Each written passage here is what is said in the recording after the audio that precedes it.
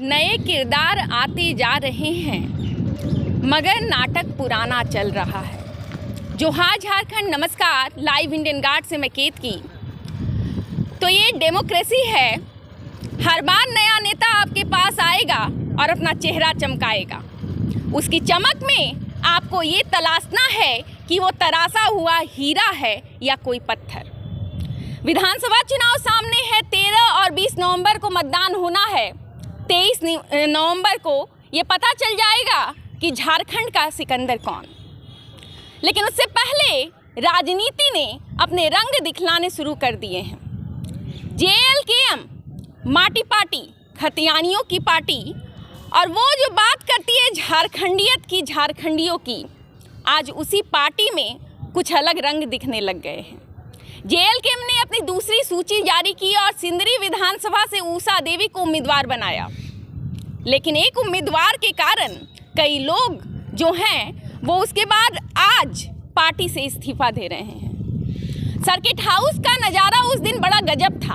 हमने आपको लाइव में आकर बताया था कि कुछ लोग जो हैं वो आज पार्टी से दुखी नजर आए, और उसमें से एक लायन शंकर महतो जी भी थे।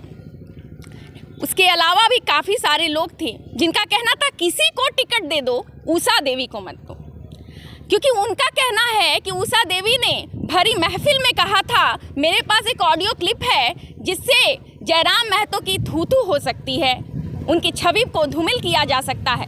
और आज पार्टी ने उन सारे असंतोषजनक पहलुओं पर विचार नहीं किया, और आज वो लोग जो कभी पार्टी का पिलर हुआ करते थे पार्टी छोड़ रहे हैं।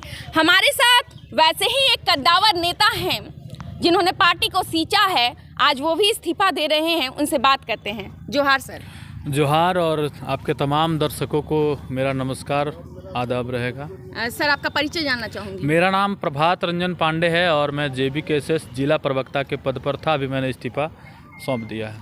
अच्छा, एक बात बताइएगा, ऊषा देवी के बाद ये मामला शुरू हुआ, कैंडिडेट बनाया गया, आपका भी क्या वही पॉइंट है, उसी कारण? नहीं, मैं ये कहना चाहता हूँ जी कि अब पार्टी रही ही नहीं जी, तो फिर पार्टी के सिपाही कहाँ से रहेंगे? पार्टी नहीं रही। पार्टी जब तक थी जी, तब तक हम लोग थे। अब पार्टी ही नहीं है तो सिपाही कहाँ से तो रहेंगे? पार्टी का अंत कब हुआ? पार्टी का अंत तो खुद पार्टी के सुप्रीमो ने कर दिया। आप बताइए, वो कहते हैं कि जो नेतृत्व करता है वो नेता होता है, लेकिन वो आधी अधूरी बात कहते हैं। नेतृत्व तो आदमी, एक भेड़ चराने वाला भी भेड़ का नेतृत्व करता है तो वो नेता हो गया। नेतृत्व के साथ साथ नीति और नियति भी होना चाहिए, तब जाकर के वो नेता बनता है। जयराम महतो के पास नेतृत्व करने का तो पावर है, लेकिन नीति और नियति नहीं है। आप नीति है तो आप दिखाइए, कौन सी नीति के तहत आप 32 लागू करेंगे, कौन सी नीति के तहत आप और तमाम तरह के चीज़ों को आप लागू करवाएंगे। आपकी नियति क्या है वो आप साफ कीजिए। आप किसको लेकर के चल रहे हैं, किसको नहीं। आप किसी को भी बीच मझधार में छोड़ दे रहे हैं, तो नीति और नियति साफ नहीं है। केवल नेतृत्व करने से नहीं होता है, नेतृत्व भेड़ों का भी लोग करते हैं। अच्छा, एक बात बताइएगा, बात तो आपने बहुत खूब कही है। जयराम महतो जो हैं, लोग उनको बड़ा प्रेम करते हैं, दूर दराज के लोग भी उनको सुनने के लिए आते हैं, लेकिन उनके जो फॉलोअर्स हैं अभी वो इस बात को स्वीकार नहीं कर पा रहे हैं कि पार्टी में सब कुछ ठीक नहीं है। उनको क्या कहेंगे? मैं यही कहना चाहूँगा कि बहुत सारे लोग अन्य पार्टियों में भी नाखुश रहते हैं, लेकिन जब उनको आप बताइएगा कि इस पार्टी में ये दिक्कत है तो वो भी उसको एक्सेप्ट नहीं कर पाते हैं। कहा जाता है अंधभक्त जो होता है ना किसी पार्टी का, वो घातक होता है और उस पार्टी को बर्बाद कर देता है। आज अगर बीजेपी का डाउनफॉल हुआ है, 303 और 302 सीट से 240 पर अगर आया है, तो उसके कारण है उसके अंधभक्त फॉलोवर। और जयराम महतो तो अभी एक भी सावन उन्होंने नहीं देखा, राजनीति का एक भी सावन उन्होंने नहीं देखा, और उनकी पार्टी आंधी की तरह आई और तूफान की तरह उड़ाते हुए वो चले गए वो लोग। तो इसके बाद मतलब तूफान जो है उसकी लैंडिंग कैसी होगी, राजधानी तक पहुंचेगी? हमने कहा था, हमने शुरुआत में कहा था कि जयराम जी आप आंधी मत बनिए, आप शीतलहरी की तरह धीरे धीरे बहते रहिए। अगर आप आंधी बनेंगे तो आप स्वतः नष्ट हो जाएंगे, और यही हुआ है। अच्छा, एक बात बताइएगा, कल एक महासचिव हैं शायद केंद्रीय महासचिव हैं दीपक महतो जी, उन्होंने इस्तीफा दिया है। उन्होंने कहा है कि चुनाव में साठगांठ चल रही है, डीलिंग चल रही है। डीलिंग का मतलब आम जनता का यही है कि पैसे की लेन देन हुई है, प्रत्याशियों को केवल टिकट इसलिए दिया गया क्योंकि उन्होंने पैसे दिए हैं। क्या आप भी इस बात से सहमत हैं? देखिए, मैं ये बोलना चाहूँगा कि हम लोग तो जयराम महतो से बहुत दूर है जी। जयराम महतो ने अपने लेटर पैड में लिख करके जारी कर दिया, प्रभात रंजन पांडे जिला प्रवक्ता जी। लेकिन आज तक मैं उनसे बैठ करके बात नहीं कर पाया हूँ। आज तक नहीं, मैं कैमरे में बता रहा हूँ, आज तक बैठ करके बात नहीं हुआ जी। भीड़ में घुसने का प्रयास कीजिए, खुद से जा करके बुरा लगता है। मैं कभी किसी पार्टी में नहीं था जी जी। मैं पहली बार ज्वाइन हुआ हूँ किसी पार्टी में, और वो पार्टी थी जेबी केसेस। हम इसलिए ज्वाइन हुए क्योंकि मुझे लगा कि जयराम महतो जो बोल रहा है वो सच बोल रहा है वो व्यक्ति, और उस पर वो खरा उतरेगा। लेकिन जब मैं यहाँ आ करके देखा, बात ये नहीं है कि आप शंकर को टिकट नहीं दिए, आप उसको टिकट नहीं दिए, ये मायने नहीं रखता है। हम लोग इतने कुंठित सोच के नहीं है कि किसी एक व्यक्ति को टिकट नहीं देने पर उतनी बड़ी पार्टी को छोड़ देंगे। दिक्कत यहाँ पर क्या है, मैं कहना चाहूँगा कि अगर भाजपा अपनी उम्मीदवार उतारती है तो उम्मीदवार 10% रहते हैं तो भाजपा 90% उसको पुशबैक करने का काम करती है जी। या कांग्रेस या जेएमएम जो भी हो। मैं अगर जेएमएम की भी बात करूं तो जेएमएम ने अगर किसी उम्मीदवार को उतारा है तो जेएमएम भरसक प्रयास करता है कि हमारा उम्मीदवार कैसे आगे जाए जी।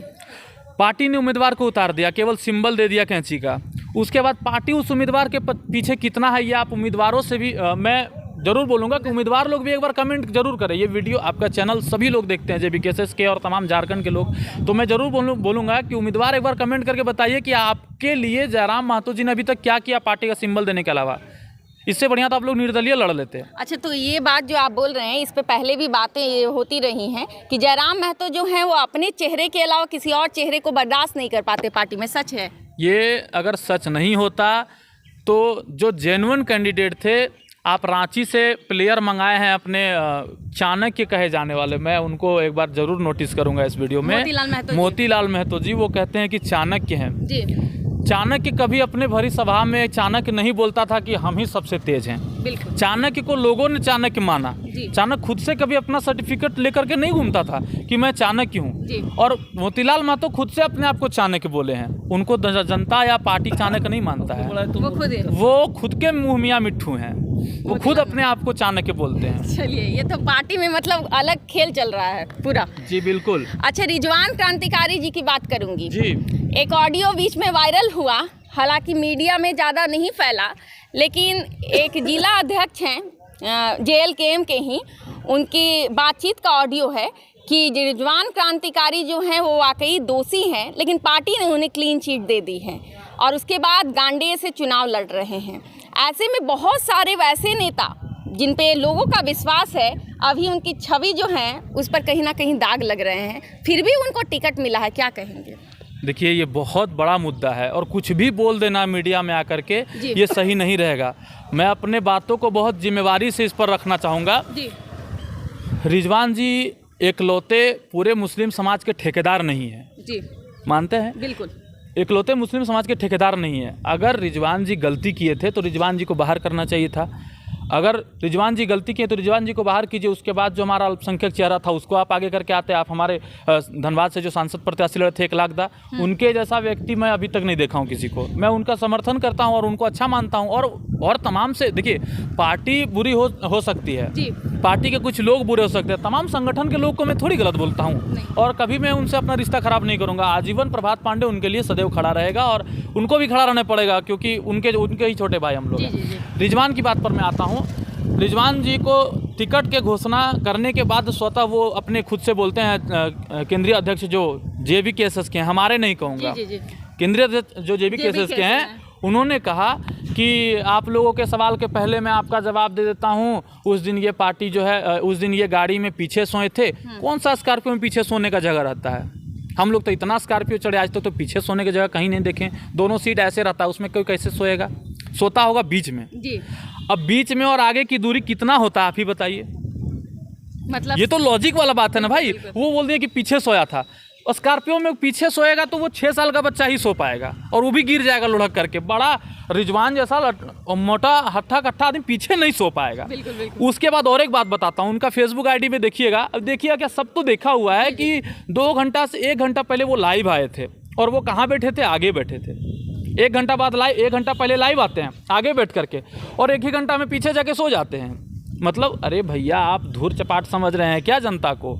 आप हो सकते हैं, जनता नहीं है। जब एक आदमी वोट देता है तो वो किसी के पक्ष में दे सकता है, गलत के पक्ष में 2 आदमी, 100 आदमी। जब जनता एक साथ हुजूम, एक तारीख जब निर्धारित होती है चुनाव का, और उस दिन बूढ़े से लेकर के बच्चे तक 18 साल से जो है ऊपर के जितने भी मतदाता जब एक साथ निकलते हैं और एक साथ पूरा देश, पूरा राज्य जब चुनाव का वोट, जब मताधिकार जब अपना प्रयोग करता है, तो वो कभी गलत नहीं होता है। अगर जयराम महतो सही होंगे तो जरूर जीतेंगे, शुभकामनाएं हैं। मुझे नहीं लगता कि not a single seat of Jharkhand assembly council election वो नहीं पहुंचने वाले हैं। उन्होंने तो लोकसभा में भी बहुत सारा भाषण लिख करके रखा था कि जीबा दिल्ली में तो हटे भाषण दबे, फाड़ के फेंकना पड़ा। और रांची में भी जाने के लिए उन्होंने पूरा लिख करके रखा है, वो भी फाड़ के फेंके देंगे। अच्छा, आप बोल रहे हैं, इतनी सारी बातें आपने कही। एक और मुद्दा है कि क्या पार्टी के पास अपना नेता नहीं है?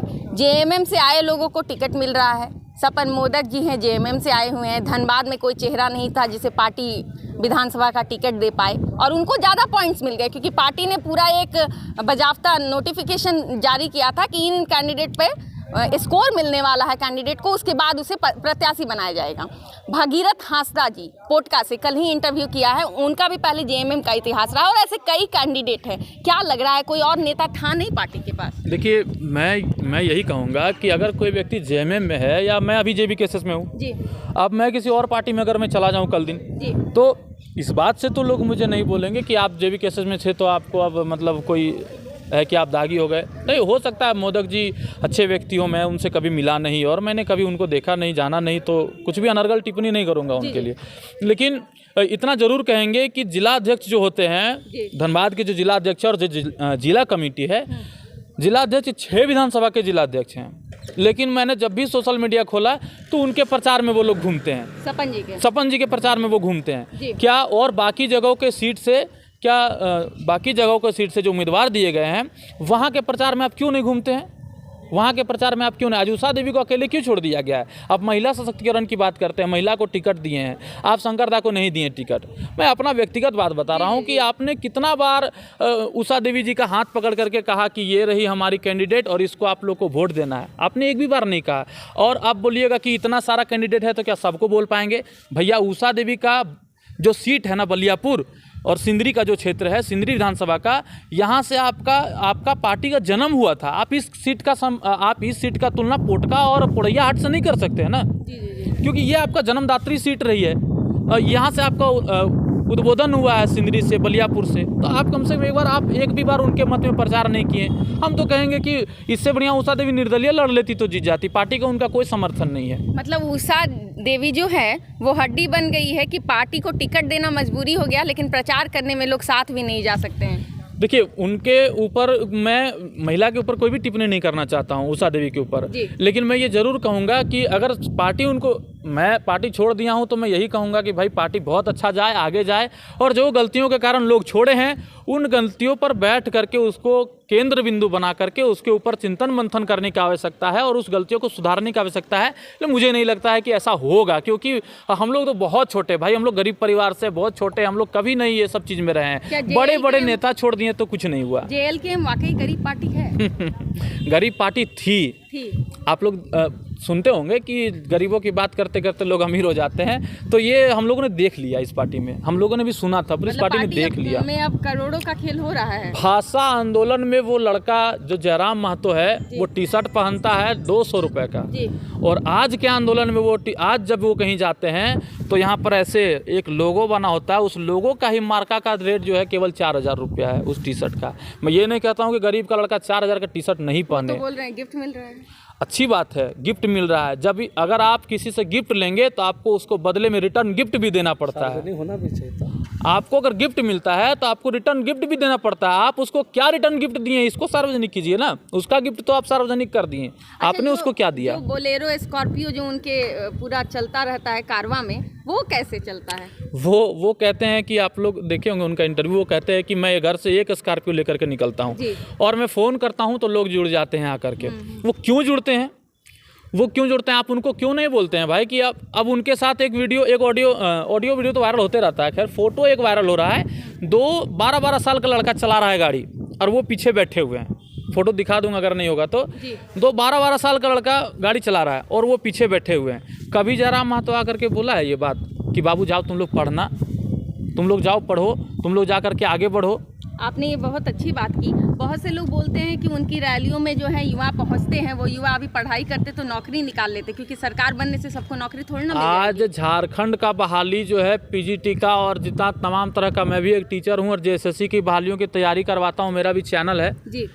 तो झारखंड की बहालियों में आज अगर बाहरी राज्य के लोग नौकरी ले रहे हैं तो ज़बरदस्ती ले रहे हैं क्या? मारपीट करके तो नहीं ले रहे हैं, वो लोग कंपटीशन करके ले रहे हैं। आप वीडियो देखिएगा उनका, हॉस्टल का जब वीडियो आता है तो 1-1 बजे रात तक वो लोग उल्टा लेट करके किताब को लेके पढ़ते हैं। और आप 1 बजे रात तक चौक में खड़ा है कि जयराम महतो आते तो 10 टका देते, तो कहाँ से आप उसका टक्कर दे पाइएगा बताइए? हम सबके बारे में बात नहीं कर रहे हैं, अभी मेरा जो केंद्र बिंदु है बोलने का वो केवल जेबी केसेस को लेकर के है। जेबी केसेस के अलावा बहुत बड़ा दुनिया है। अच्छा, जो इतने लोग इस्तीफा दे रहे हैं, इसके बाद पार्टी जो है उसके लिए सरवाइव कर पाना। देखिए, सबसे बड़ी बात है ना मैम कि अगर कोई इस्तीफा देता है किसी पार्टी से तो जो समझदार लोग होते हैं, जो बड़ी पार्टियां होती है उस पर मंथन करती है। लेकिन इनके जो हुजूमजादे हैं, हुजूमजादे में इसलिए कर पार्टी नहीं है, ये एक तरह का समझिए कि गैंग चलता है, गैंग है, तो पार्टी नहीं है, गैंग्स ऑफ जयराम। तो इनके ऊपर जरा सा भी रत्ती भर फर्क नहीं पड़ता है कि कौन लोग इस्तीफा दे रहे हैं, कभी उनके ऊपर मतलब उसके ऊपर समीक्षा नहीं होता है। इम्पोर्टेंट है, उसके बाद कोई रहे उसके ना बाद रहे। इम्पोर्टेंट वही है जिसके जेब में लक्ष्मी है, जिसके पास सरस्वती है। भैया हम लोग के पास सरस्वती है लेकिन लक्ष्मी नहीं है। अच्छा, तो केवल लक्ष्मी वालों को जो है लक्ष्मी को पदाधिकारी पूजा बना के जाता रखा गया है। बिल्कुल। चलिए ठीक है, धन्यवाद। तो ये JLKM की लेटेस्ट अपडेट आपके साथ